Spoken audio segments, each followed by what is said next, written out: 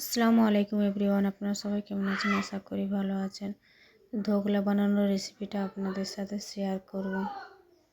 তো প্লিজ ভিডিওটা স্কিপ না করে শেষ পর্যন্ত দেখতে থাকুন। তো এখানে আমি একটা পাত্র নিয়ে নিয়েছি 2 বাটি বেসন,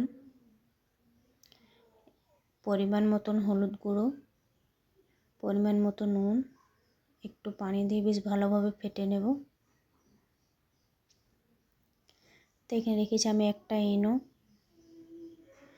এনোটা দিয়ে দিয়েছি, আর একবার বেশ ভালোভাবে ফেটে নেব। বেশ ভালোভাবে ফেটে নিয়েছি। একটা পাত্রে নিয়ে নিয়েছি আমি পানি, একটা স্ট্যান্ড দিয়ে দিয়েছি, পানিটা গরম হয়ে গিয়েছে। আর একটা পাত্রে একটা তেল ঢেলে বেশ ভালোভাবে ব্রাশ করে নিয়েছি। এবারে দিয়ে দিয়েছি আমি বেসন ঘোলাটা, বেশ ভালোভাবে সমান করে নেব। 1 ঘন্টার মতো আমি হতে দিয়ে দেবো বেশ ঢাকা দিয়ে। 1 ঘন্টা পর দেখুন কত সুন্দর হয়েছে, বেশ ভালোভাবে ফেপেছে। একটা আমি চামচ দিয়ে দেখে নেব, দেখুন লাগেনি।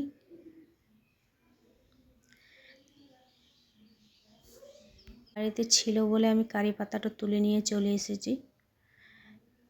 বেশ ভালোভাবে আমি কেটে নেব। তারকার জন্য নিয়ে নিয়েছি একটা কড়াই, দিয়ে দিয়েছি পরিমাণ মতো তেল।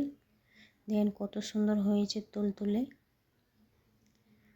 পরিমাণ মতো তেল দিয়ে দিয়েছি একটু আমি সর্ষে, কারি পাতা, চিরা কাঁচা লঙ্কা, একটু পানি, 1 কাপ মতো চিনি,